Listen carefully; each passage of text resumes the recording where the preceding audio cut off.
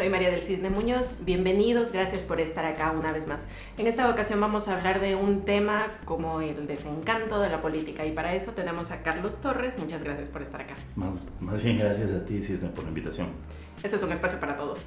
Así que, Carlos, desde el inicio, ¿qué es el desencanto de la política? Mira, yo creo que para empezar a hablar de política es necesario conceptualizarla, aunque sea mínimamente. Entonces, para mí, política tiene dos características necesarísimas. La primera es el hecho de que política es una característica de las personas para servir, ¿no? Y lo segundo es el hecho de que todas las personas podemos hacer política. Entonces, si tenemos esto en cuenta, nos vamos dando cuenta que las personas no nos desencantamos de la política como tal, sino de las personas que se encuentran haciendo política. Es decir, de aquellos que se candidatizan cada 4 años todo el tiempo, de las personas que creen que política es nada más elecciones, de las personas que creen que hacer política lo hace nada más la gente de los partidos y nada más se centra en un proceso de 4 o 5 personas que se han venido todo el tiempo repitiendo. Entonces va más allá, exactamente, la política va más allá del partidismo, por eso creo que es el desencanto de las personas y no de la política. Ok, ¿cómo se evidencia este desencanto en la gente común? Mira, el concepto que nosotros tenemos de política tiene que ver con corrupción, con cosas oscuras, con que la política es sucia, con que para hacer política hay que ser un pillo y cuestiones que giran alrededor, ¿no? O que política hace nada más un cierto grupo, gente de élite o gente que está ligada al derecho y demás, ¿no? Entonces, cuando más bien política podemos hacer todos y todas. Y esto lo podemos evidenciar cuando la gente ni siquiera se interesa por los candidatos, por ejemplo, en un tema electoral, que es reducible la política, nada más un tema electoral, pero ni siquiera en eso se interesa. ¿Por qué? Porque está desinteresada de la política como personas, no como política. Y ahí nos podemos ir dando cuenta de cómo hay esta ruptura, esta separación entre las personas. ¿Se puede hacer que este desencanto desaparezca? ¿Se puede hacer que la gente vuelva a confiar, pero en la verdadera política? Por supuesto que se puede hacer. Mira, yo creo que para que ocurra eso tienen que pasar algunas cosas necesarísimas.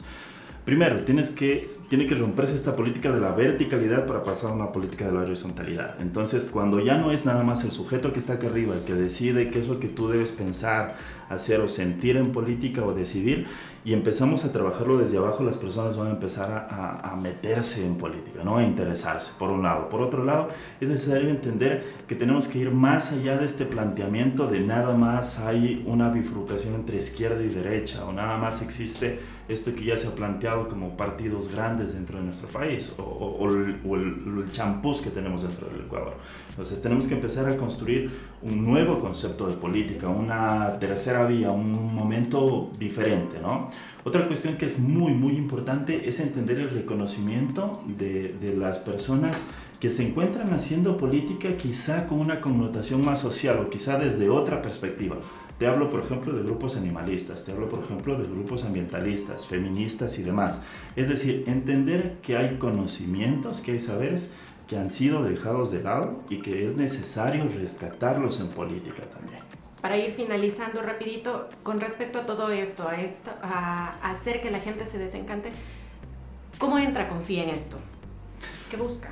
A ver, Confía lo que busca, en breves palabras, lo que busca es redefinir política, es entender que hay un espacio nuevo, hay un espacio diverso, plural, un tercer momento, una tercera vía, entender también que el pensamiento no viene nada más de arriba hacia abajo, sino de abajo hacia arriba, y esto implica entender una cuestión desde el sur, metafóricamente, es decir, desde los de abajo, desde la calle, y sobre todo hay que entender que debemos redefinir diferentes cosas, redefinir política, redefinir democracia y sobre todo redefinir el sistema en el cual nosotros nos movemos como sociedad.